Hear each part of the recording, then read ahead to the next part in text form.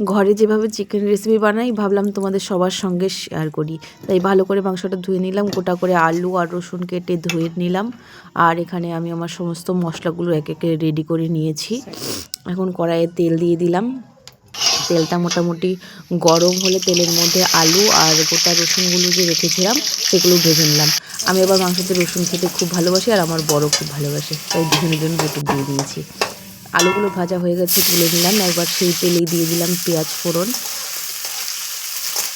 পেঁয়াজটা এইভাবে মোটামুটি লাল লাল করে ভেজে নিতে হবে পেঁয়াজটা মোটামুটি ভাজা হয়ে গেলে তার মধ্যে গোটা লঙ্কাগুলোও দিয়ে দিলাম।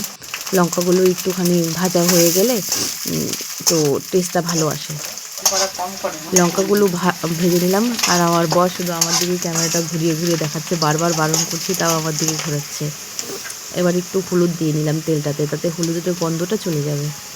হলুদটা দিয়ে একটু ভালো করে ভাজা হয়ে গেলে এর মধ্যে ধোয়া মাংসগুলো যেগুলো ছিল সেগুলো দিয়ে দিলাম। মাংসটা এবার একটু হালকা করে ভেজে নেব। মাংসটা আমার ভাজা হয়ে গেছে মোটামুটি একটু। এখন একটু লঙ্কা বাটা দিয়ে দিলাম, আর পেঁয়াজ আর রসুন কুচি করার ছিল সেটাও দিয়ে দিলাম স্বাদ মতো লবণ দিয়ে একটু ভালো করে ভেজে একটু কষিয়ে নেব। এভাবে চিকেন বানিয়ে খেয়ে দেখবে ভীষণ টেস্টি লাগে। এখন দিয়ে দিলাম একটু জিরা গুঁড়ো, আর আলু আর রসুনটাকে ভেজে রাখা ছিল সেটাও দিয়ে দিলাম। একবারে আলুটা তো ওখানে সেদ্ধ হয়নি, এটাতে ভালো করে একবারে সেদ্ধ হয়ে যাবে। এখন একটু ঢেকে রাখলাম কিছুক্ষণ। ঢেকে রাখার পরে দেখুন ফ্রেন্ড, এখনও এটাতে কাশ্মীরি লঙ্কা গুঁড়ো দেওয়া হয়নি, কিন্তু তারপরেও এখন কত সুন্দর কালার চলে এসছে। তাই এখন আরেকটু কাশ্মীরি লঙ্কা গুঁড়ো দিলাম যেন কালারটা আরও সুন্দর আসে। এভাবে কিছুক্ষণ কষিয়ে নিতে হবে যতক্ষণ আলু আর মাংসটা ভালো করে সেদ্ধ না হয়ে যায়। আমার কষানো মোটামুটি হয়ে গেছে। আমার বর কষা মাংস খেতে প্রচণ্ড ভালোবাসে, তাই তার জন্য একটু উঠিয়ে দিলাম, রাখলাম আগে থেকে উঠিয়ে। এবারে বাকিটার মধ্যে আমি একটু জল দিয়ে দিলাম পরিমাণ মতো। জল দিয়ে কিছুক্ষণ ঢেকে রাখতে হবে।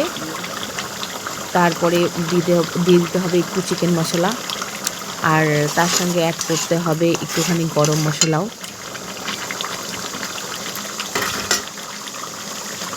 আর আমার মোটামুটি মাংসটা হয়েই গেছে, ঝোলটা দেখে বোঝা যাচ্ছে মোটামুটি মাংসটা হয়েই গেছে। চিকেন মশলা গরম মশলা সব কিছু অ্যাড করা হয়ে গেছে। এখন এতে একটু ধনেপাতা দিয়ে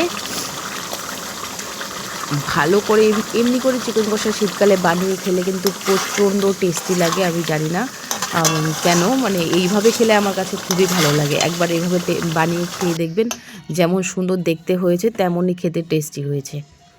বন্ধুরা এইভাবে একবার বানিয়ে খেয়ে দেখবেন কেমন হয় চিকেন কষা।